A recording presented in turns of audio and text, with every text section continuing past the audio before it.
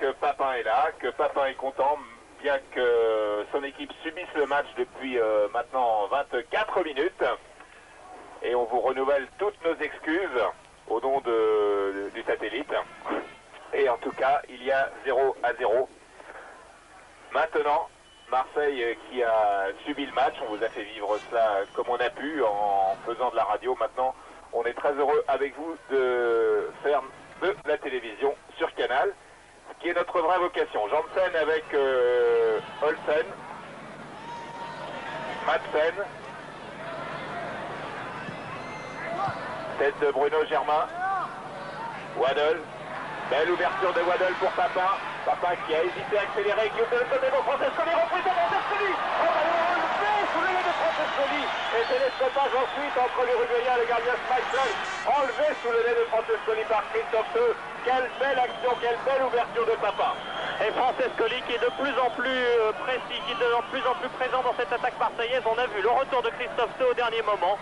Francescoli qui a été qui est bien accroché ensuite par Schmeichel, mais c'est vraiment dans le sens du jeu. Il n'y a absolument rien à dire sur le comportement du gardien danois sur cette action. Et c'est un corner, le premier pour Marseille. Ils ont attendu qu'il y ait l'image pour avoir un corner. Et ce corner tiré par Patrice Hérault, tir rasant, envoyé par le capitaine, renvoyé par Olsen directement en touche. Remise en jeu d'Amoros. Et les Marseillais qui prennent beaucoup de temps, on l'a vu depuis le début sur ces touches, ils calment le jeu, c'est aussi leur rôle. La première demi-heure est bientôt terminée pour Franck Sauzet. Dégagement de Olsen. Ballon récupéré par Amoros. Il se heurte à Christophe Teux. Et la touche c'est pour Marseille. Remise en jeu de Franck Sauzet. Francescoli. Waddle. Sauzet. La fin dans l'embuscade. Au ras des photos de Schmeichel, mais quel beau geste, quel jaillissement encore de Jean-Pierre Papin dans une position invraisemblable. Il s'est lancé, tout le corps complètement en avant, il a repris du droit. Ce centre de Waddle qui était un modèle de jeu direct, Waddle sans vraiment regarder à centrer directement vers Jean-Pierre Papin. L'entente est parfaite entre le français et l'anglais, et le français qui avait d'ailleurs logé l'anglais dans toute la première période où Waddle était arrivé. Janssen, Olsen, la pression danoise diminue légèrement. Et Marseille est dangereux depuis que vous avez l'image. C'est comme s'il le savait. Et il faut jouer rapidement avec Janssen en faveur de Brøndby. Et faute de Moser. Faute de Moser sur Madsen. Un arbitre gallois aujourd'hui, les Danois d'ailleurs étaient satisfaits d'avoir un arbitre britannique et comme ils avaient l'intention de jouer très physique, ils étaient très très contents d'avoir un arbitre de ce style. Janssen tire le coup franc avec la tête d'Amoros, une relance de Papin dans un espace quasiment vide.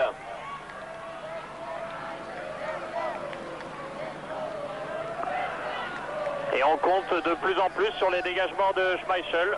Les 20 premières minutes, les Danois ont pu construire. Maintenant, ils ont de plus en plus de mal. Leur dégagement, attention à la tête de Franck. Et c'est encore Moser qui prend le meilleur avec Germain. Montée de Olsen. Faute de Germain. Sur l'arc, sur Hansen. Le capitaine danois qui s'était enfoncé et là Germain avait joué le ballon mais apparemment un léger raccrochage du pied de Lars Olsen qui a été très controversé ces derniers temps. Une campagne de presse a carrément été menée contre celui qui est le capitaine de l'équipe du Danemark, le capitaine aussi de l'équipe de Brøndby. Coup franc à 30-35 mètres, début de Jean Castaneda. Alors Gaëtan Loire, comment Jean Castaneda s'est-il préparé à être toujours prêt, car ça a été le cas, à revenir dans l'équipe première, ce qui est toujours possible dans une saison? Je crois qu'on a recruté Jean pour la bonne cause, c'est-à-dire qu'on avait un jeune garçon derrière qui est Guillaume Warmuz, et je crois que le club ne pouvait pas prendre de risque au vu de ses ambitions. Et je crois que dès l'arrivée de Jean, qui s'est mis tout de suite dans le bain, avec qui j'ai travaillé, avec qui je travaille, bon, je crois qu'en tant que remplaçant, il ne peut pas se permettre de regarder ou de diriger l'entraînement, il doit également s'entraîner lui, et je crois que de ce côté-là, il n'y a pas eu de problème. Jean Castaneda qui joue donc en 3e division avec la réserve de Marseille et qui là va peut-être être à l'ouvrage sur cette frappe. Castaneda qui repousse précisément sur cette frappe formidable. C'est l'arrêt de Jean Castaneda. Bon retour pour lui. Bon retour, tous vos journaux parlent de lui aujourd'hui. Alors que là justement on revoit comment le Danois a réussi à trouver l'angle mort du mur et Jean Castaneda n'a pas été surpris parce que alors que le mur était mal placé au départ. Et pression sur le but de Jean Castaneda. Et là, c'est là qu'il est précieux, Jean Castaneda. Beaucoup de métiers. On le disait tout à l'heure, 15e match de Coupe d'Europe. Il a bien sûr fait plein de saisons à l'association sportive de Saint-Étienne. Et là, son calme est important. Castaneda qui avait été oublié par Saint-Étienne, mais il n'en garde aucune amertume ces dernières années, ces derniers mois en tout cas. Et une réaction de gentleman sur cette fin de carrière à Saint-Étienne où il a passé 17 ans. Il ajoute même je dois tout à Saint-Étienne. Et maintenant c'est du bonus. Et c'est vrai qu'en l'engageant, Bernard Tapie a eu le nez creux.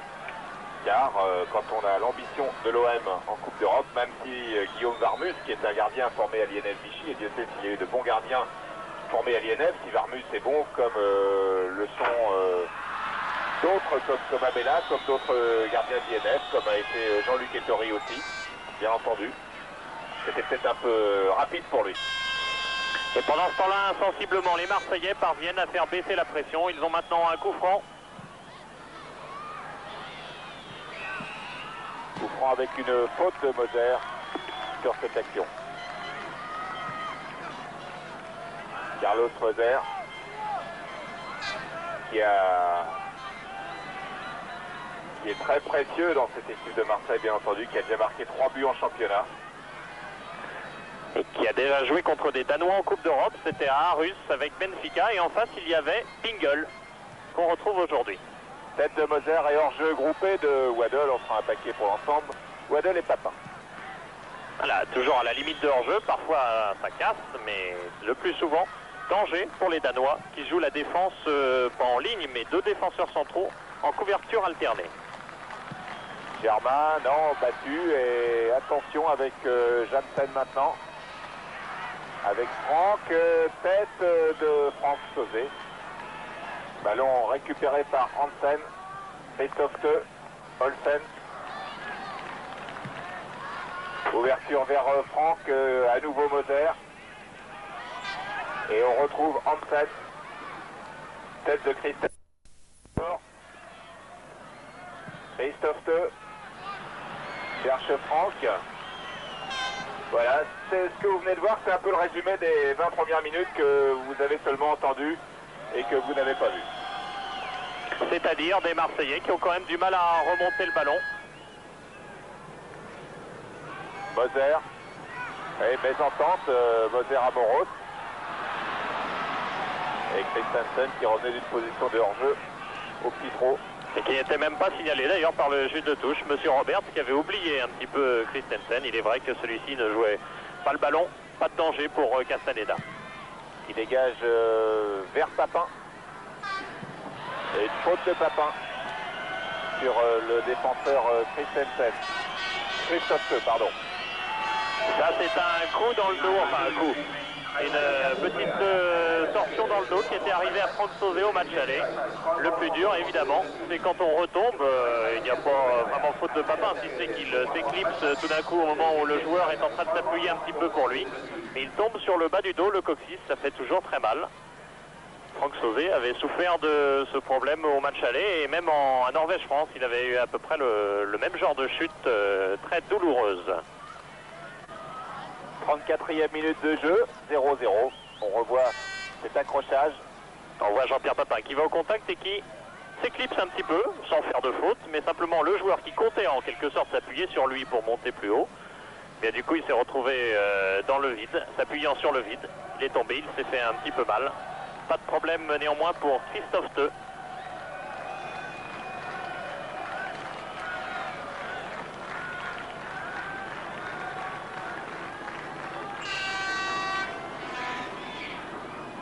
Kim Christophe Theu, 29 ans, 3 sélections. Et on retrouve Jensen avec Pingle,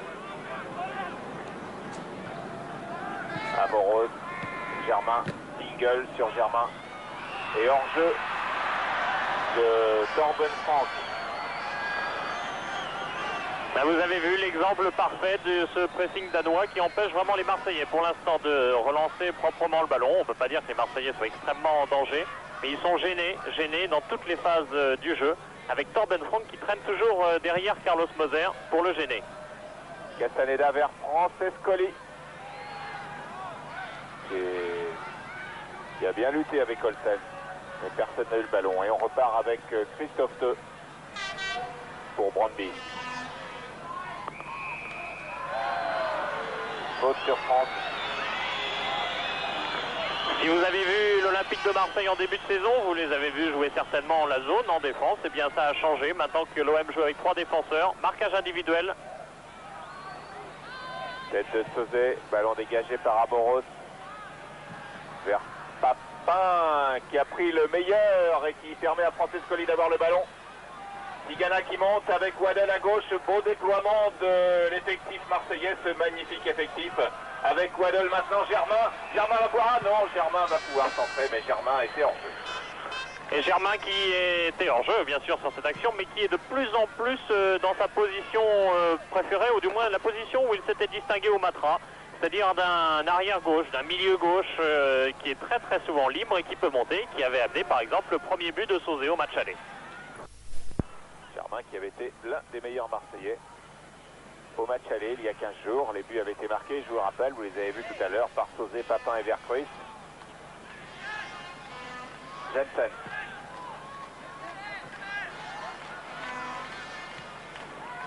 Madsen, attention, tête de Moser. Moser qui était pressé par Christensen. Omniprésent Carlos Moser depuis le début. Et Papin qui vient chercher les ballons très très loin. Tigana qui joue avec le numéro 4 et non pas le 14. Alors qu'on a revu l'interception là de Carlos Moser, qui depuis le début de la rencontre a été à peu près sur tous les coups. Lui, il a une grosse expérience, il était quand même en finale de la Coupe d'Europe des clubs champions en 88 avec Benfica contre PSV. Tigana récupère. Germain. Attention au pressing sur Germain. Et mésentente dont profite Kim Villefort pour l'équipe de Brøndby. Villefort que l'on retrouve qui a tenté de jouer avec Pringle. Dimeco, belle ouverture pour Papin, déviation de la poitrine, mais le ballon, la course de Papin a été interrompue par Hansen, mais que c'était bien joué. Encore quel beau geste de Papin. Alors on retrouve Papin tel qu'en lui-même, plein de spontanéité, tellement spontané que par exemple il avait oublié son passeport en venant ici à Copenhague. Heureusement, on a réussi à le faire passer, il peut jouer ce soir. Papin est devenu une vedette européenne du football, donc il peut circuler quasiment sans papier. Même les douaniers le connaissent.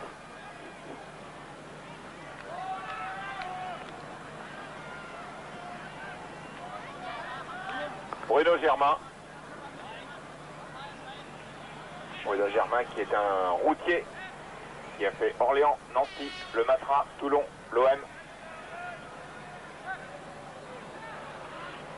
Madsen qui part en dribble et qui trouve Tigana sur son chemin. Tigana pour Castaneda. Jean Castaneda qui a signé pour 2 ans à Marseille. Et qui est un petit peu l'entraîneur, hein, l'entraîneur des gardiens à Marseille, l'entraîneur de Gaëtan Huard. Autant dire qu'il sait gagner du temps, c'est partie du métier. Christophe Theu, Jensen.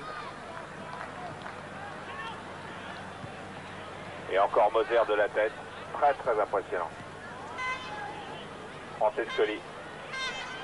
Francescoli avec le gardien Olsen à ses trousses. Crochet, et là il y en a 3 autour. Ça ne passe pas et la touche est pour Marseille.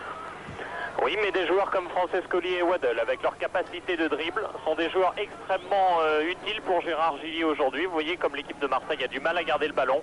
Il y a des joueurs comme Francescoli, appellent le ballon et le gardent au mieux. Tête de Waddle, Francescoli. Et faute de Jensen sur Enzo Francescoli. On voit le petit coup de pied de haut et de Jensen. On ne sait pas quelle est la faute exacte qui a été sifflée. Il y avait déjà une première tentative de déséquilibrage sur Francescoli. Ensuite, il y a eu un coup. Si c'était après le coup de sifflet de l'arbitre, c'était même carrément méchant sur Enzo ici. Moser vers Francescoli. Donc ouverture pour Pingle. Retour de Franck Sauzet. Franck Sauzet qui est quasiment condamné au poste d'arrière droit aujourd'hui, car Pingle en fait c'est un attaquant, on l'a vu très défensif au match aller, c'est un attaquant et là il est vraiment quasiment en position d'ailier gauche tout le temps. Christophe Tenant qui n'a pas centré. Centre de Madsen, non, crochet et frappe, non, la voici la frappe de Christensen qui est détournée au passage et c'est un corner pour Brøndby. Christensen, redoutable buteur, Ben Christensen, qui a été meilleur buteur d'ailleurs du Danemark en 88 et qui cette année encore est le meilleur buteur de son équipe avec 9 buts seulement et une très très bonne frappe de balle. Heureusement, Eric Dimeco, bon réflexe, il ne s'est pas poussé, il a joué le ballon. Sur le corner, Sauzet remet en corner, sur ce corner qui a été tiré par le gaucher Christophe Teu. Et Christophe Teu va aller tirer d'ailleurs le corner de l'autre côté également. C'est l'homme des coups de pied arrêtés à Brøndby. Et on a vu qu'à l'arrivée, c'était encore Christensen qui portait le danger derrière Franck Sauzet. Christophe Teu et personne ne prend le ballon. Waddle récupère et d'un petit coup de patte donne à Enzo Francescoli. Et Francescoli qui protège bien sa balle, mais une fois de plus, il a eu 3 Danois autour de lui. Il a du mal à s'en sortir et c'est Jensen qui était parti et qui obtient une touche. Remise en jeu de Torben Frank. Une longue remise en jeu très certainement. Sur la tête de Pingle et Castaneda a failli être surpris alors que Tigana s'était fait subtiliser le ballon par Villefort. Ah, la petite faute d'inattention de la défense marseillaise qui était en fait un peu figée sur ce coup-là. Carlos Moser qui a manqué un petit peu le ballon au départ, tout le monde était arrêté, personne n'a pu rattraper la faute de Moser dans un premier temps. Pas de première mi-temps difficile pour l'OM, à nouveau corner tiré par Christophe Teu, à nouveau corner assez long et renvoyé devant par Tigana. Devant, il n'y avait personne car tous les Marseillais étaient repliés pour protéger Jean Castaneda qui n'a toujours pas été battu et qui est le score étant toujours de 0-0. Francescoli maintenant avec peut-être une bonne balle de contre-attaque que hésite à jouer Franck Sauzet car il voulait permettre à ses partenaires de remonter. Finalement il perd le ballon et c'est encore ce sont encore Dimeco et Moser qui renvoient avec Waddle maintenant. Tigana. Francescoli, attention hors jeu pour Papin qui a dérapé. Francescoli qui élimine un, qui élimine 2 Danois, qui donne en retrait à Amoros. Moser, alors qu'un joueur de Brøndby est au tapis. Et Castaneda, très sportivement, dégage directement en touche pour permettre aux soigneurs d'entrer.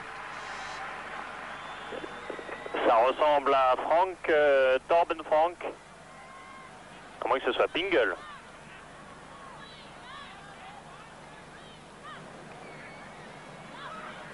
Bah, sous cet angle c'est difficile, c'est Franck Pingle effectivement. C'était Franck. C'était Franck. Qu'on avait vu très dur au match aller, on va pas dire pour autant qu'il y a eu règlement de compte, on va voir en fait, il a été complètement pris en sandwich et en fait il a dû prendre un coup de coude quelque part, mais absolument rien à dire, c'était vraiment dans l'esprit du jeu. Entre 2 belles tranches de pain, Dimeco et Moser. Et Moser qui était devant, qui était monté assez haut, Pingle ne voyait plus le ballon, il restait à Dimeco arriver derrière et à prendre le ballon.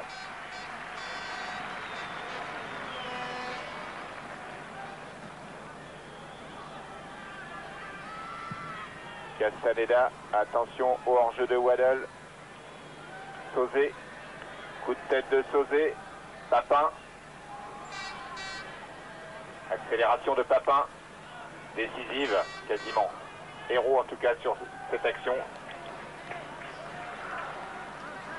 Héros qui a manqué sa passe, mais qui est un très grand passeur. Tout le monde le dit du côté de Marseille, notamment Gérard Gilly. Héros qui a quand même, depuis le début du championnat, réussi 2 passes décisives, dont une le week-end dernier à Toulon. Où l'OM a gagné 4-0. Christensen. Sauzé. Sauzé, non, l'arbitre laisse jouer. Torben Frank. Villefort. Pingle. Et encore un coup de tête de Moser qui monte. Moser qui monte avec Francescoli.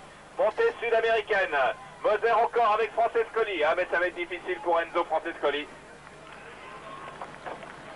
Plus que difficile. Jensen. Alors que nous sommes dans la dernière minute de cette première mi-temps et que l'OM tient bien le choc. Série en cours pour le football français, invaincu et beaucoup plus que ça d'ailleurs au cours de ces matchs retour du premier tour de Coupe d'Europe. 3 victoires jusqu'à maintenant, 11 buts marqués, 0 encaissés ces dernières 24 heures avec le 3-0 d'Auxerre contre Apollonia Fir en Albanie cet après-midi, avec le 5-0 de Sochaux, avec le 3-0 de Monaco et ici il y a 0-0. Ceci s'ajoutant au match aller qui avait quand même donné un score de 16 buts pour la France, un contre la France. C'est tout de même un très bon bilan sur ce premier tour, même si évidemment les adversaires, sans être à négliger comme Brøndby aujourd'hui, ne sont pas de premier plan tout de même. Et le dernier match aura lieu tout à l'heure à 20h30 au Parc des Princes entre Paris Saint-Germain et les Finlandais de la team. Il y avait eu un partout à l'aller. Et vous verrez ce match en différé dans la soirée sur TF1. Waddle. Et hors-jeu de Papin, qui n'était pas à l'intérieur de son camp. Vous avez vu comme les Danois jouent une défense très haut. La technique de Skovdal, c'est faire camper l'adversaire vraiment dans l'autre camp. Il a dit de façon assez imagée, je veux ce soir 10 attaquants et un libéro qui est Schmeichel, le gardien. Alors que l'on joue maintenant les arrêts de jeu depuis 1 minute.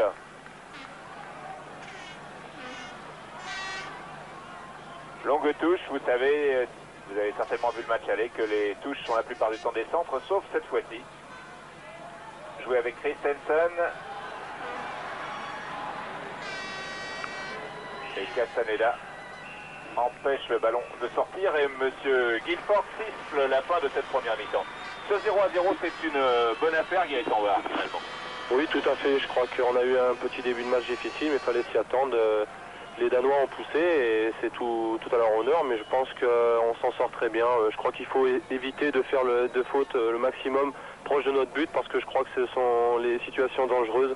Et je crois que si on les fait à 40 mètres, on se met ni en danger. Mais bien sûr, il faut faire aussi attention aux avertissements, parce qu'en Coupe d'Europe, ça ne pardonne pas et c'est assez difficile après pour ne pas en prendre d'autres. Vous êtes, même étant là, vous préfériez bien sûr être sur le terrain, vous êtes très confiant sur cette... Au vu de la première mi-temps, on est toujours hésitant, surtout au début du match, parce que Brøndby a fait une grosse pression sur l'équipe. Bon, je crois qu'on s'en est très bien sorti, on avait dit la première demi-heure. Je crois qu'il ait retrouvé la plénitude de ses moyens, et il pourrait bien faire son entrée, son retour dans un match officiel de Marseille au cours de cette deuxième mi-temps. Ça fait partie des hypothèses envisagées par Gérard Gilly. Karl-Heinz Foster qui avait eu une pubalgie, il ne le savait pas d'ailleurs au moment de la finale de la Coupe. Du coup, son opération avait été un petit peu retardée, il n'avait été opéré qu'à la reprise de l'entraînement. Mais il revient très vite puisqu'il a déjà fait un match amical en entier, celui qui avait été joué contre Montpellier. Il a joué aussi un match en Détroit et ça revient très vite pour Karl-Heinz Foster, dont on peut envisager déjà le retour pour bientôt, ce qui amènerait certainement Gérard Gilly à modifier un petit peu son organisation tactique à 3 défenseurs pour l'instant. Karl-Heinz Foster qui attend toujours, c'est pas un problème en Coupe d'Europe, mais ça peut l'être en championnat, sa naturalisation. Ça prend toujours du temps, la naturalisation. Ça fait déjà plusieurs mois que le dossier est en attente et ça devrait aboutir prochainement. Karl-Heinz Foster qui a aussi beaucoup de métiers, qui nous racontait quand même qu'avant le match, qu'une fois, il avait gagné un match aller 4-1 et qu'ensuite il avait été battu au match retour 4-0. C'était à Stuttgart il y a 10 ans à peu près, avec Stuttgart il y a 10 ans à peu près, contre le Dukla Prague. dans des conditions bien différentes. Le terrain était gelé. Aujourd'hui, tout va bien pour Marseille. Toujours pas de but concédé. Et le terrain est en très bon état. Deuxième mi-temps qui va commencer avec le ballon dans les pieds de Brøndby. Une remise en jeu qui sera faite certainement par Torben Frank et Frank Pingel. Un petit signe de destin peut-être. Il faut rappeler que l'année où Saint-Etienne avait été en finale de la Coupe d'Europe contre le Bayern, c'est ici même que les Stéphanois avaient commencé leur carrière contre le KB Copenhague. Le KB Copenhague joue à l'Idretts Park en championnat, joue aussi en Coupe d'Europe. C'est ici que les Verts avaient entamé leur formidable aventure en 76. Et ils avaient gagné. Olsen, tête de Moser, tête de Papin. La tête n'était pas de Papin d'après le juge de touche, effectivement. Elle pouvait aussi avoir été touchée. Le ballon pouvait avoir été touché par les Danois. Remise en jeu de Franck Sauzet pour Patrice Hérault. Hansen en retrait pour Schmeichel. Aucune modification n'est intervenue dans les équipes, donc à la rentrée des vestiaires. Freeman est toujours sur le banc côté danois, et quant à la rentrée de Forster, elle pourrait intervenir un tout petit peu plus tard. Schmeichel directement sur Waddle. Dans le coup de pied a été contré par Christophe Teu. Waddle qui connaît bien le terrain, il est venu ici en juin avec l'équipe d'Angleterre, qui avait fait un partout contre l'équipe du Danemark. Sauzet. L'équipe du Danemark qui soulève toujours des passions alors que les équipes de club ont plus de difficultés à attirer la grande foule ici. Brøndby qui ne joue d'ailleurs dans ce stade uniquement en Coupe d'Europe. Parfois d'ailleurs il y a eu des bonnes affluences, autour de 30 000 aujourd'hui, ça doit être un petit peu moins, mais 20 000 spectateurs quand même. Waddle, l'arbitre laisse jouer Waddle qui avait été ceinturé par Christophe Teu. Oui, Brøndby qui est une équipe de quartier de Copenhague qui est montée très vite, qui a été la première équipe par une équipe professionnelle et qui a maintenant des actionnaires, une équipe qui est cotée en bourse. Et l'équipe qui fait beaucoup d'affaires aussi, puisque le budget doit être autour de 25 millions pour le club, alors que la section football ne représente qu'environ 8 millions de francs. Et Brøndby a transféré quelques-uns des meilleurs Danois l'année dernière. Brian Laudrup, le frère de Michael. Kent Nielsen à Aston Villa, Stephensen à Twente aux Pays-Bas. Oui, mais pour l'instant, le problème de Brøndby, c'est de remonter 3 buts aux Marseillais.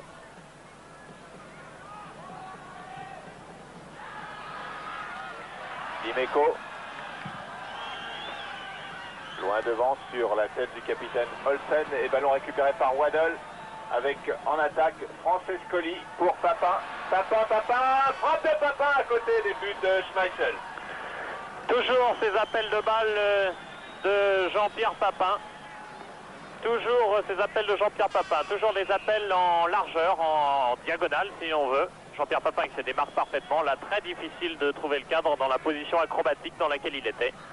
Néanmoins, c'est ce qui fait reculer un petit peu les Danois. Quand Marseille a une occasion, comme ça a été le cas en première mi-temps, les 5 minutes suivantes, les Marseillais ont été très très tranquilles après. Olsen. Avec Hansen, Madsen. Madsen. Pour Franck.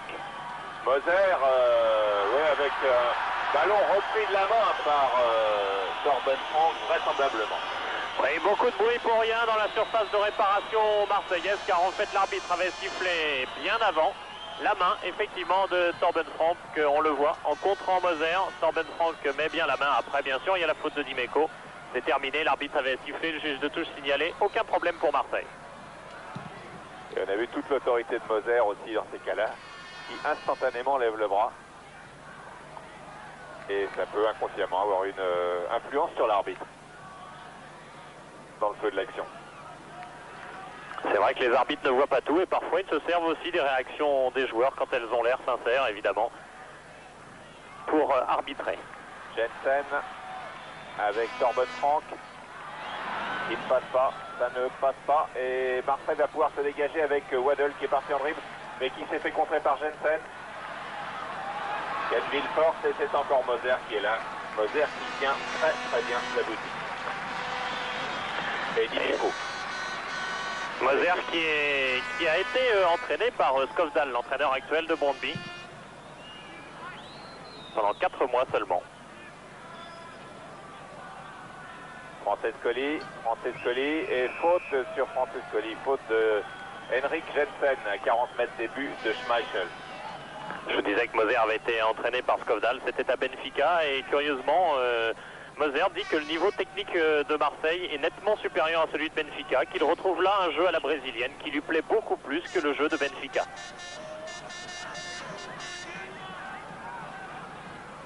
Sauzet frappe au-dessus des buts de Schmeichel, de Franck Sauzet. Il est cette année le parrain de l'un des clubs de supporters qui sont très nombreux à Marseille. Il y a les Ultras et il y a les Apis Boys, dont on voit non pas Bernard Apis, mais Bernard Tapis à côté de Jean-Pierre Bernet sur le banc. Il y a beaucoup de monde d'ailleurs sur le banc marseillais. Sauzet. Francescoli est parti. Waddle part aussi, ça passe et Schmeichel plonge alors que Olsen avait été pris à contre-pied par cette passe très bien ajustée de Franck Sauzet. Marseille qui commence à imposer son jeu. Héros vers Francescoli.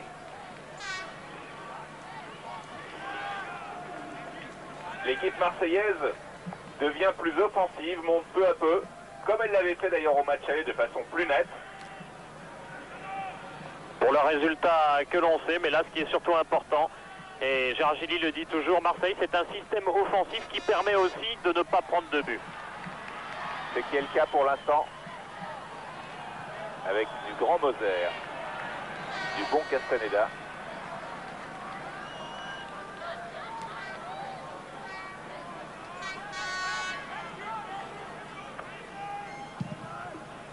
Castaneda qui cherche toujours la tête de Papin. Papin qui a bousculé Hansen. Christophe Teu. Jensen.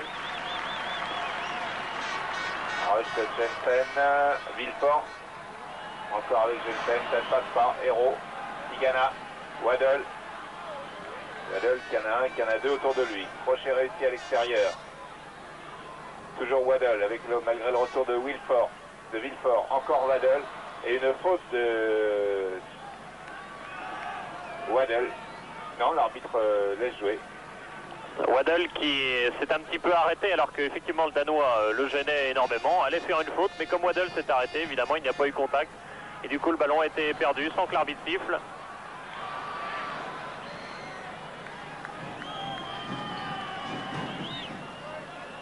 Grand calme dans la défense marseillaise.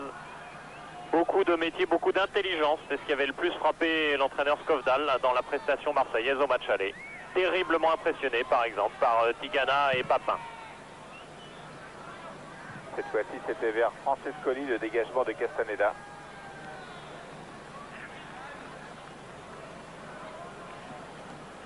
Schmeichel pour Fingel. Et faute sur Fingel de Eric Dimeco, et c'est un coup franc assez dangereux à 25 mètres des buts de Jean Castaneda. Et Eric Dimeco qui gênait Pingel, tandis que Carlos Moser pourtant intervenait. Une faute qu'on peut juger inutile vu d'ici, mais évidemment il n'était pas évident du tout que Dimeco savait que Moser était là pour intervenir, car Moser vraiment ce soir fait un très grand match. Il revient dans toutes les positions, reprendre les ballons. Coup franc tiré par Lars Olsen.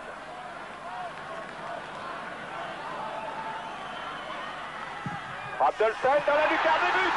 Magnifique frappe de Lars Olsen au-dessus du but marseillais, du mur marseillais, qui touche la transversale qui rebondit à l'intérieur. Formidable frappe du capitaine de l'équipe du Danemark et de Brøndby.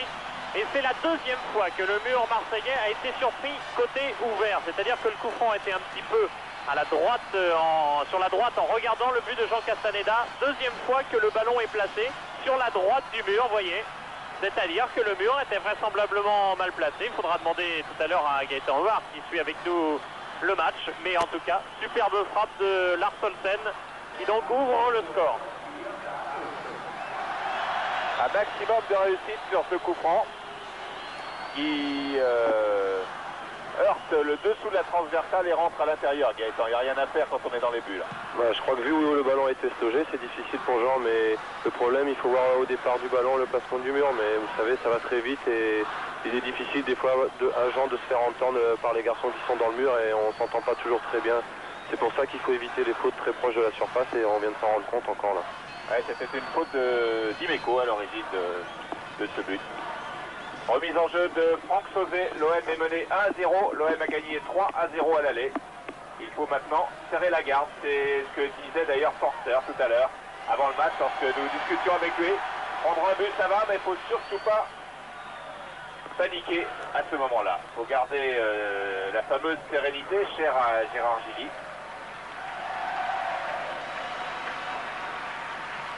Et garder confiance. Villefort. Frappe de Villefort contrée par Dimeco. Waddle. Tête de Waddle récupérée par Janssen. Amoros. Héros. Bien joué avec Chris Waddle.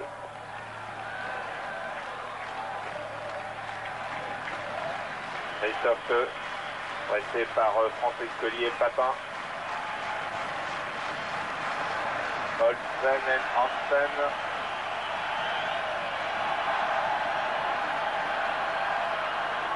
Dimeco et faute sur Dimeco. Faute signalée.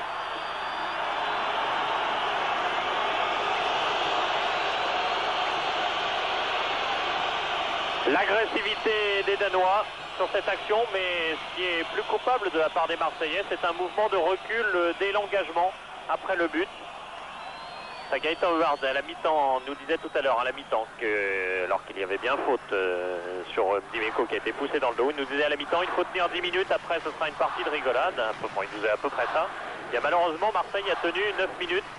C'est à la 10e minute que Marseille a encaissé le premier but. Papin. Francescoli et faute sur Papin. Voilà un coup franc placé exactement de la même façon que celui qui a permis à Brøndby de marquer. Et à Marseille, un tireur de coup franc aussi dans ce genre de situation. C'est bien sûr Franck Sauzet. Car là, ça paraît un tout petit peu loin. Hein. C'est aussi dans les cordes d'Enzo Francescoli et de son pied droit. Mais c'est peut-être un petit peu plus pour Franck Sauzet. Hein. Francescoli pose le ballon au pied de Monsieur Guilford. Alors, autour de ce ballon, il y a Moser, il y a Sauzet et Francescoli.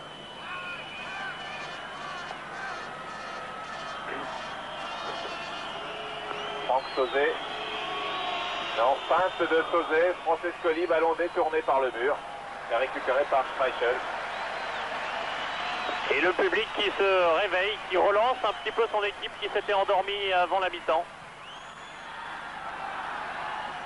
Tête de Moser. Tigana. Ah, Tigana, oui, qui a pris le ballon, mais qui finalement, attention à cette frappe de Christiansen. Bien stoppé par Jean Castaneda. Ouais, beaucoup de maîtrise de la part de Jean Castaneda, car c'était un tir extrêmement dangereux avec un rebond juste devant. On va voir cette frappe de Christensen, le buteur de l'équipe, rebond juste devant et Jean Castaneda, pour être sûr de ne pas relâcher ce ballon, a fait juste opposition avec ses mains. Il a parfaitement freiné la course du ballon et contrôlé ensuite facilement celui-ci. L'OM qui est soumis à une épreuve peut-être plus rude que celle qui était envisagée ici à Brøndby pour ce match retour du premier tour de Coupe d'Europe. L'OM menait 1-0. Franck Sauzet. L'OM qui a besoin de tous ses atouts. Passe courte de Franck Sauzet. Et Jean Castaneda qui fait un bon match lui aussi. Dégage, mais dégage sur Christophe Teux. Attention à la tête de Germain. Voilà, Germain prend l'avantage, donne sur Jean Tigana. Héros. Héros pour Castaneda qui a découvert la Coupe d'Europe il y a maintenant 13 ans. Avec Saint-Etienne, c'était contre Eindhoven. Il était sur le banc des remplaçants comme les Varmus aujourd'hui. Il était également sur le banc à Glasgow, ne débutant que 4 ans plus tard en Coupe d'Europe.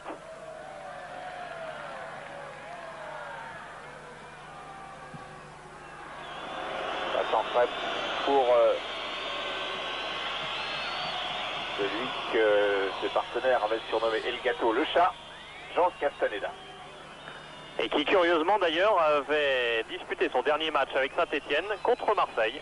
C'était en décembre dernier déjà. Il avait préencaissé 2 buts, des pieds de Papin et de Forceur. Le Marseillais Castaneda dégage sur Christophe Theux. Madsen.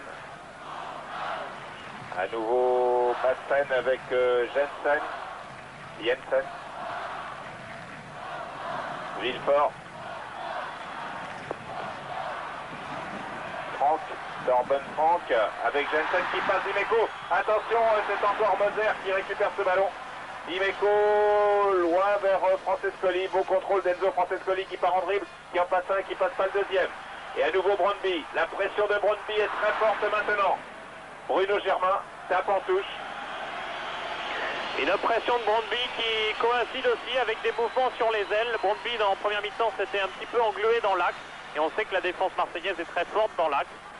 Et apparemment, c'est sur les ailes que Brøndby cherche maintenant les solutions et se montre dangereux. Christophe Theux. Torben Frank à l'entrée de la surface. Germain dégage. Ballon récupéré par Hansen. Et hors-jeu. C'était Torben Frank qui traînait un petit peu, qui était remonté moins vite que Carlos Moser, qui était hors jeu. Et de toute façon, il ne pouvait même pas disputer ce ballon.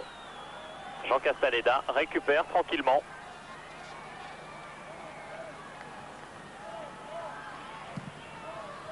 Castaneda vers Papin. Papin qui avait bien joué le coup. Amoros. Dans un espace réduit, Waddle part. Ah, ça passe de justesse. Papin, oui. Tigana. Hérault. Germain. Francescoli. Beaucoup d'agressivité sur le porteur du ballon de la part de Brøndby. Brøndby qui repart avec Christensen, qui joue avec Tingle, Moser. Moser Castaneda. Moser qui apporte énormément, il faut préciser, c'est une évidence, que le Brésil, quand il était venu prendre 4-0 ici, eh bien Moser ne jouait pas. C'est en juin dernier. Sauzé, Hérault.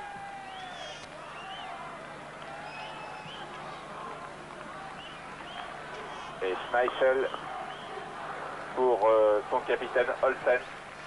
Il reste un peu moins d'une demi-heure, 28 minutes à jouer.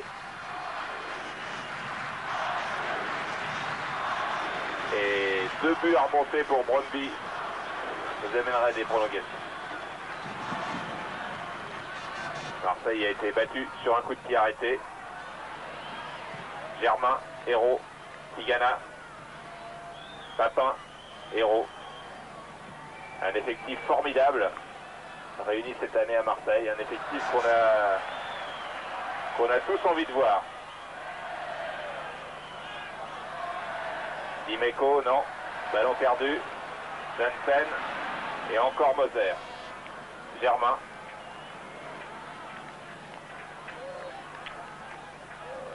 Mauvaise passe de Bruno Germain. Villefort.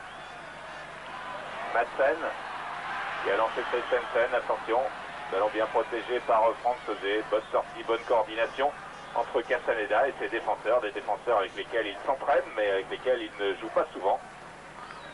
En match, Francescoli, Papin.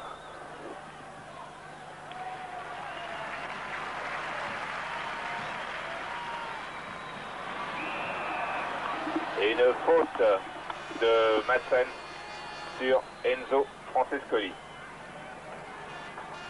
Vous êtes inquiet, Gaëtan? Ouais, je suis très inquiet là. Tigana. Un match de football, hein, c'est jamais joué d'avance. Francescoli. Un but de Marseille, ça réglerait tout. Et Papin, le voilà. Ouais, bien joué. Et le voilà Papin avec Francescoli. C'est ça la force de Marseille. La force de Marseille, c'est ça. Marseille peut subir un match, peut subir une longue période. Et une balle d'attaque, Marseille peut marquer contre n'importe qui, dans n'importe quelle condition. Je crois qu'Enzo Francescoli a fait quelque chose de remarquable et met parfaitement le ballon à Jean-Pierre. Bon, on connaît Jean-Pierre, il n'y a pas de question à se poser. Et lui, s'en pose pas du tout et il loge le ballon dans la lunette. 65e minute, égalisation de Papin. Un but partout. Et quel début de saison pour Jean-Pierre Papin. 10 buts en championnat en 10 matchs. 2 buts en Coupe d'Europe en 2 matchs pour l'instant. Et 3 buts en équipe de France en 2 matchs. Assez extraordinaire.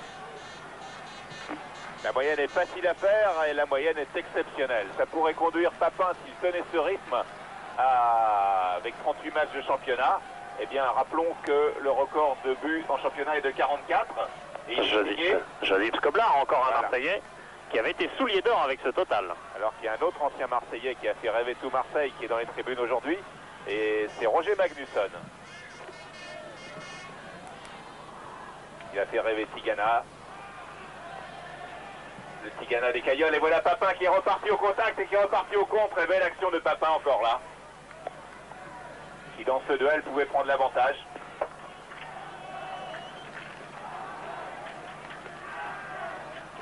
Alors pour Brøndby, maintenant, ça devient très compliqué. Il faut tout simplement 4 buts maintenant à Brøndby pour se qualifier. Plus de prolongation possible, maintenant c'est certain.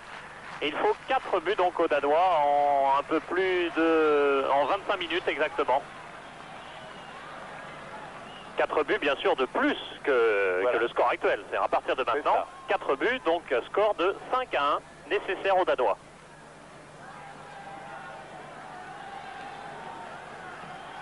Olsen,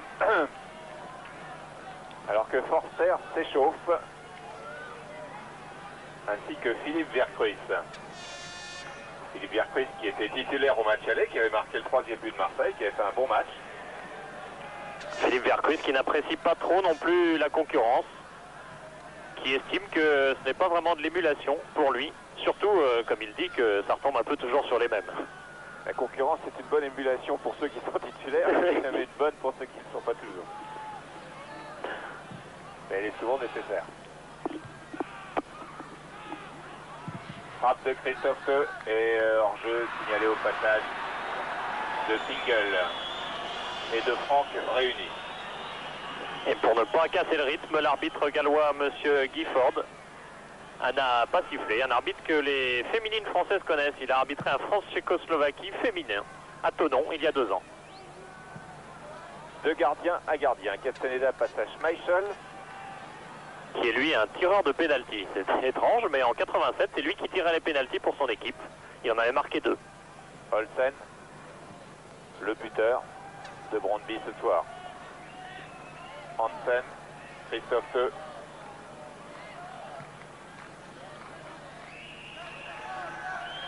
Et faute sur Torben Frank de Eric Dimeco. Dimeco qui fait toujours un petit peu trop de fautes. C'est un petit peu son défaut. Son conseiller dans ce domaine, c'est Manuel Amoros. Manuel Amoros lui explique un petit peu le poste pour ne pas faire de faute. Christophe Peu, ballon pris de la tête par Moser. Et frappe du gauche de Jensen, contré par Amoros. Il mène la contre-attaque avec Francescoli. Voilà le long de la ligne de touche. Et Amoros a laissé sortir car la passe de Francescoli avait été touchée par un Danois. Et là, évidemment, les données maintenant sont complètement changées. Les Marseillais sont extrêmement calmes, alors qu'il y a encore 3 minutes, ils étaient un petit peu méfiants. Il suffit d'un but pour plonger dans des difficultés, alors qu'il y a un changement de joueur. C'est bien Philippe Vercruis qui va rentrer. À la place de Patrice Hérault. C'est-à-dire le changement inverse de celui qui avait eu lieu, par exemple, contre Saint-Etienne. Dans le match qui avait suivi Marseille-Brøndby, Marseille-Saint-Etienne, Vercruis était titulaire, Hérault était rentré. Au match suivant, Gérard Gilly avait fait jouer Hérault à Toulon.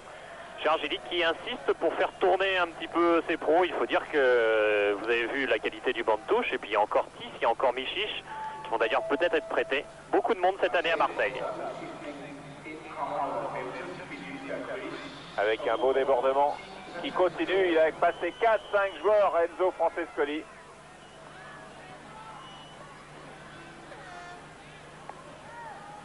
Donc Vercruis qui prend la place, exactement la même place que celle qu'occupait Patrice Hérault.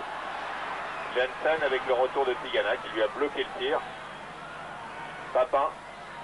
Et faute de Janssen qui était dans un mouvement de chute difficile à contrôler. Oui, ce que décrivait tout à l'heure Gaëtan Huard, c'est-à-dire qu'à partir de 10 minutes, ce serait beaucoup plus tranquille. On va peut-être le vivre maintenant, c'est-à-dire que les Danois, peut-être, vont perdre un petit peu leur influx, perdre un petit peu leur tête, et ça va être beaucoup plus facile pour les Marseillais. Franck Sauzet, qui en passe un, qui en passe deux, qui continue, qui a voulu jouer avec Waddle. Et finalement, c'est Christophe Teux qui mène la contre-attaque pour Brøndby. Avec Janssen. Et tout le monde glisse. Tigana. Vercruis. Départ de Waddle. Vercruis continue tout seul. Et se fait prendre le ballon. Christophe Teux maintenant. Appel de Franck. Finalement, c'est Janssen qui centre. Ballon renvoyé sur Chris Waddle. Alors que Vercruis semble déjà touché 2 minutes après être entré en jeu. Francescoli avec Papin à droite. Francescoli va... Et voilà, il a voulu y aller tout seul. Ils étaient 3 contre 5. C'est la complication du jeu d'Enzo Francescoli, on le connaît, ça a ses défauts, ça a ses qualités de temps à autre. Et là, il s'est effectivement un petit peu trompé dans 2 chemins. Il a pris le périph' le plus embourbé.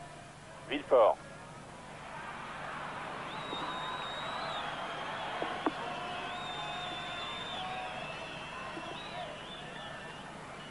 Il reste un peu moins de 20 minutes. Et pour Castaneda, ce match sera certainement arrangé dans l'armoire au bon souvenir. Christophe Teux, Janssen, Francescoli qui joue avec Waddle. Papin est à droite. Francescoli part dans un bouge beaucoup. Papin est resté à droite. Pichenette de Papin raté. Il a cherché son camarade Waddle. Il n'est pas parvenu. Olsen. Janssen.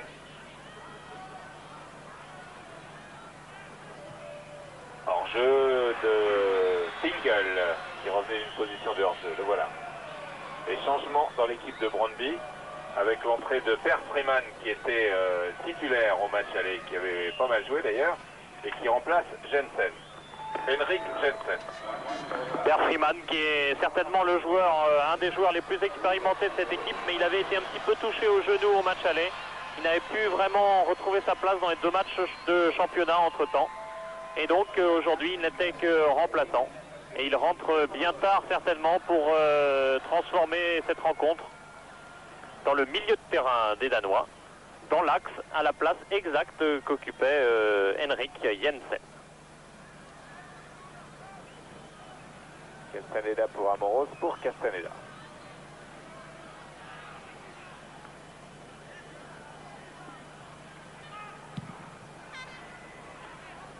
À destination de Francescoli, ballon pris par Christophe Teux, Christensen. Et le premier ballon touché par Freeman. Torben Franck, interception. Amoros, Francescoli, Tigana, Vercruis. Pressing sur Vercruis. Chris Waddle, démarrage de Francescoli à droite, non. Et tacle de Torben Franck dans les pieds de Chris Waddle. Qui aura joué aujourd'hui beaucoup plus replié que d'habitude. Il aurait été plus coincé dans le milieu de terrain marseillais, qui aura trouvé moins d'espace, qui aura moins donc placé son dribble. Remise en jeu de Franck Sauzet pour Francescoli. Francescoli, 4 Danois. Et il tente de partir tout seul, d'obtenir un penalty. C'était un petit peu gros. En tout cas, l'arbitre, M. Gifford, a laissé jouer. Il est vrai qu'en Angleterre, c'est un Gallois et donc il arbitre certainement des matchs anglais, c'est même sûr. Il arbitre des matchs anglais. On ne siffle pas pour des fautes aussi bénignes. Bruno Germain. Carlos Soiser. Papin. Qui a marqué le but égalisateur pour l'OM ce soir. Coup franc joué rapidement avec une sortie de Schmeichel.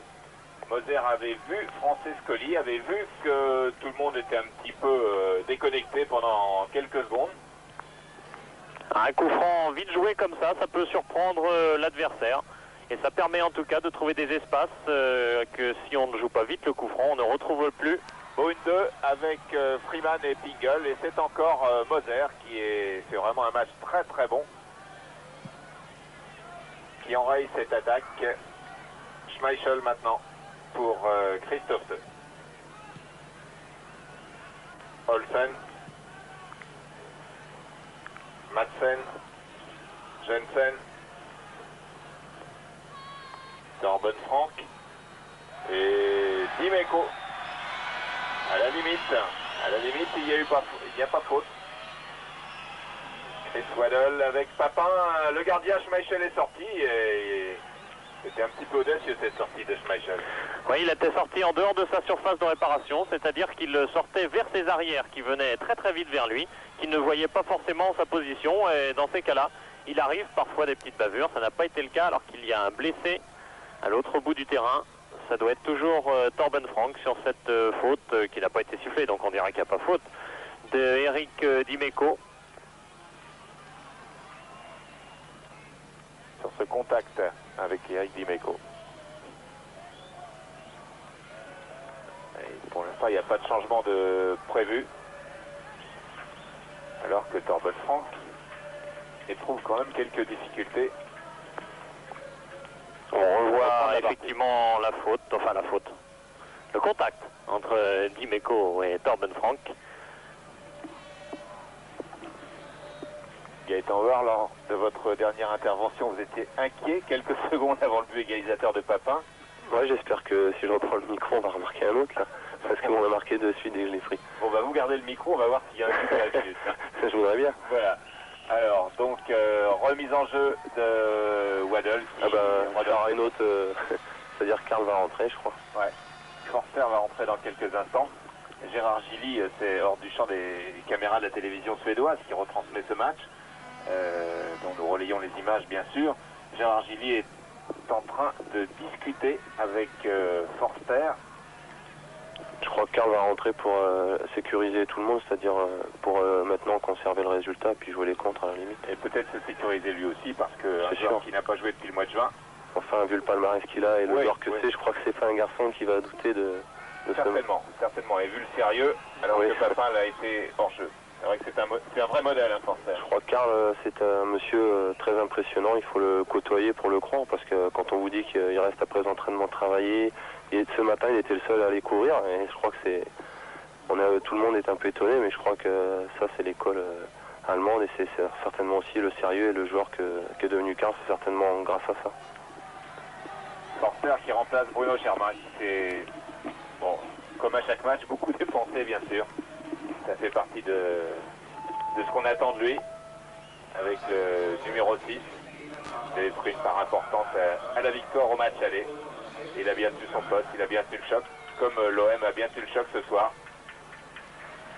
Et il n'y a toujours pas, attention, pas d'équipe française battue pour l'instant dans ces matchs retour, avec 3 victoires et un nul.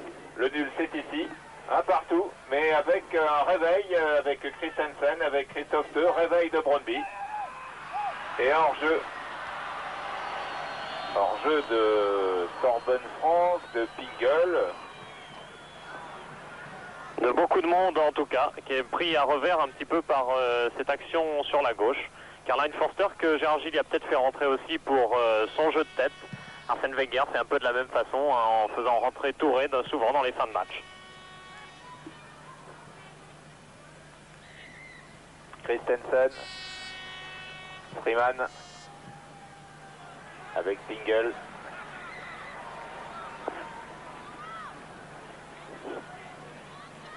On prend son temps du côté de l'OM. Du côté de l'OM, maintenant, on a tout le temps. Le prochain rendez-vous, c'est vraisemblablement vendredi avec le tirage au sort à Zurich, où là, il peut y avoir un adversaire très huppé. Belle action d'Enzo Francescoli pour Chris Waddle. Waddle avec... non, mais j'entends c'était un peu court aussi la passe de Waddle pour Enzo Francescoli. Mais c'est vrai que lorsque il y a 20 mètres des buts, Francescoli, Waddle, Papin, tout est toujours possible. Et Bernard Tapie qui souhaite rencontrer le Milan AC au prochain tour, qu'il y ait un vrai test tout de suite, eh bien, devra attendre vendredi. D'abord, il faut que Marseille se qualifie, mais enfin maintenant, il faudrait vraiment un cataclysme pour que ce ne soit pas le cas.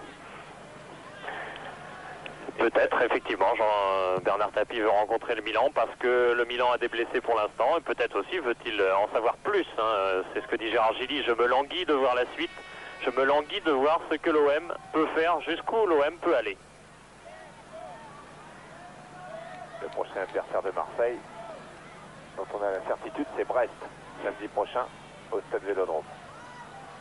Avec Jean Castaneda dans les buts, car Gaëtan Howard ne sera pas encore rétabli. Il devrait être rétabli peut-être pour le match suivant à Lille.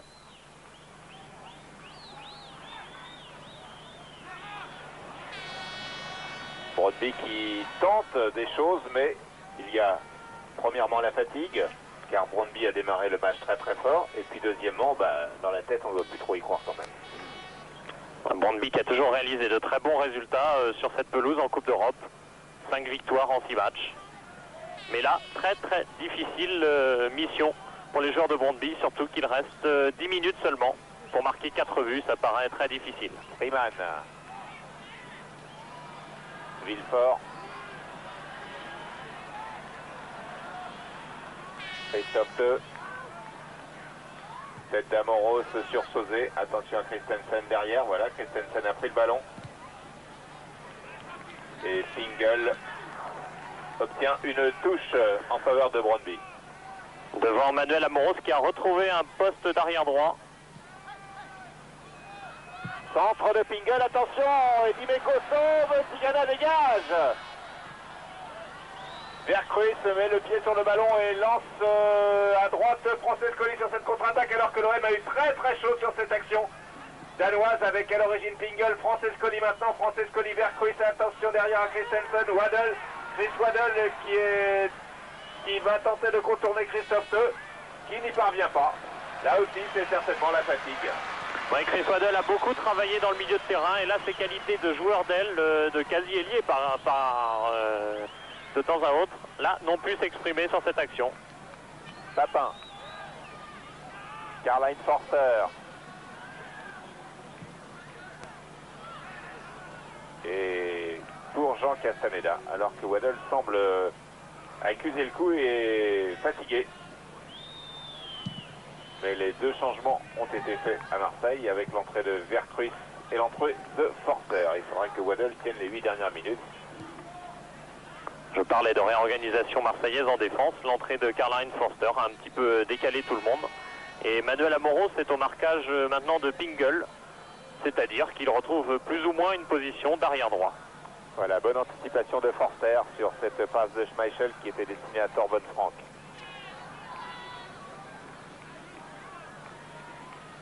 Olsen.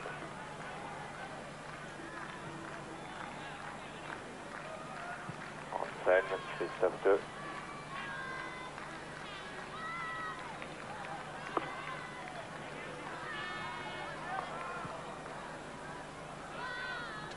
Riemann, Jensen.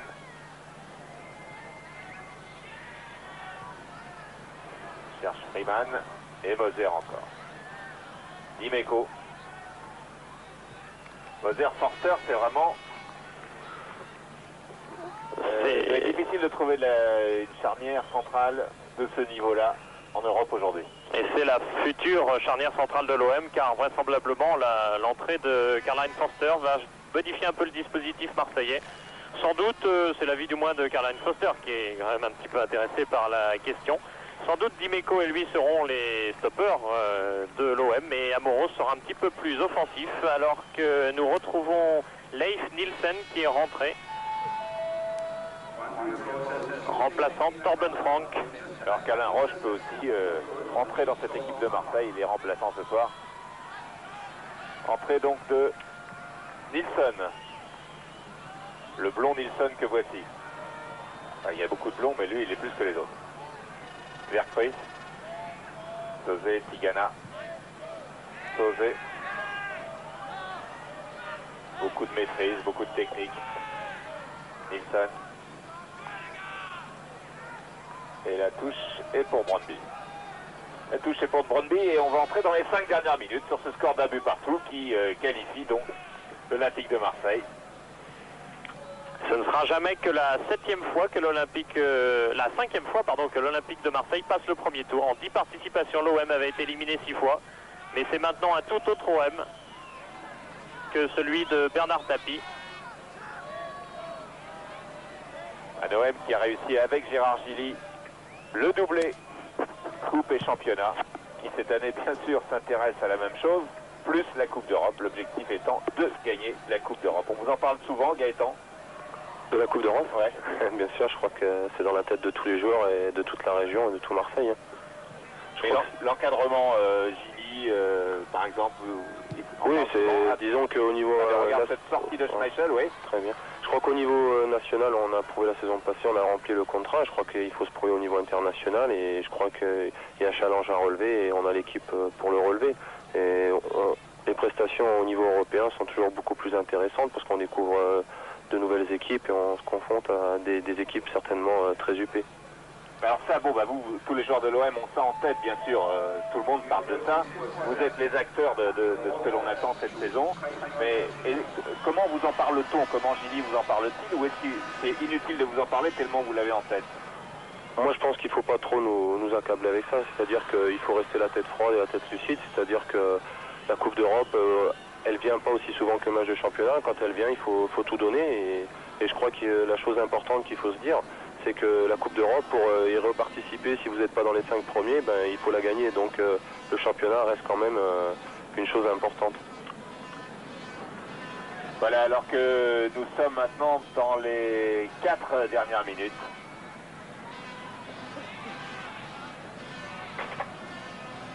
Nilsson pour Brøndby.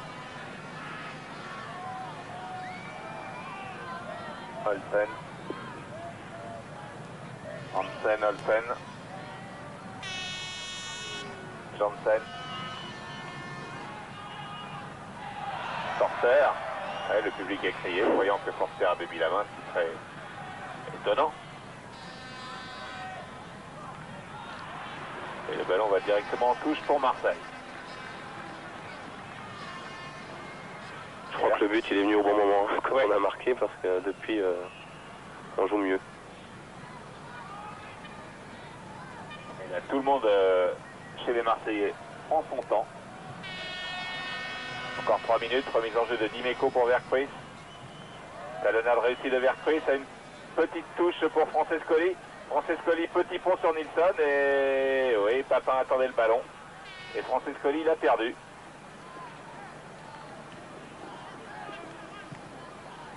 Interception de Manuel Amoros pour l'OM. Amoros qui part, qui se heurte au capitaine Lars Olsen. Remise en jeu de... Non, Papin bien sûr. Laisse tomber. On va prendre son temps pour la jouer, je crois. Feinte de Routier. Vercruis. Verta Freeman. Francescoli, ça ne sort pas. Et Vercruis est taclé régulièrement par Madsen. On voit quand même beaucoup la différence entre le championnat et le niveau européen, la Coupe européenne, au niveau de l'arbitrage où ça se laisse jouer beaucoup plus facilement et on voit des fois des fautes où nous-mêmes on croit qu'il y a faute et que l'arbitre laisse jouer. Et c'est peut-être encore plus net quand il s'agit d'arbitres britanniques. Oui, aussi. Relance de Castaneda pour Dimeco. Cela dit, les arbitres français sont reconnus aussi à l'étranger. Que Joël Quignou arbitrait en Suisse ce soir en Coupe d'Europe, que Colombie-Israël, un match particulièrement chaud, est arbitré par Michel Vautreau.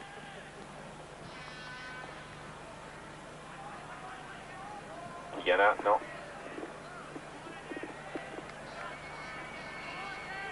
Voilà, le premier chapitre du feuilleton va bientôt se terminer. Il se termine comme les scénaristes l'avaient souhaité, c'est-à-dire par la qualification de l'OM.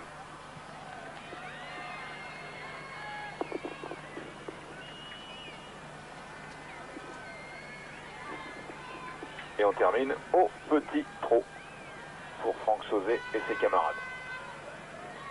Je crois que ça pas tarde à siffler. Dernière minute.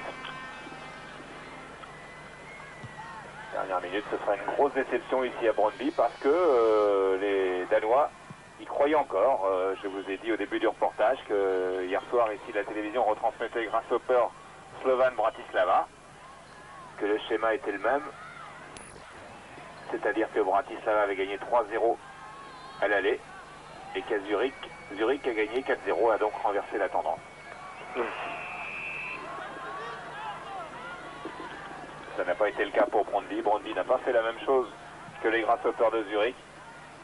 Et Brøndby va être sorti par l'Olympique de Marseille dans 15 secondes.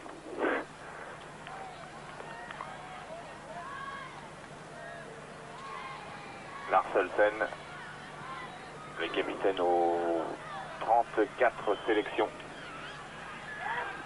Kim Vilfort, ancien joueur de Lille. Nilsson qui est remplaçant. Hansen, Madsen, Christophe Deux et Lars Olsen, alors que le temps réglementaire est terminé. Et que M. Guilford vient de regarder sa montre galloise, qui est aussi précise que les autres montres, mais qui fait quand même jouer les arrêts de jeu. Et là, c'était un hors-jeu.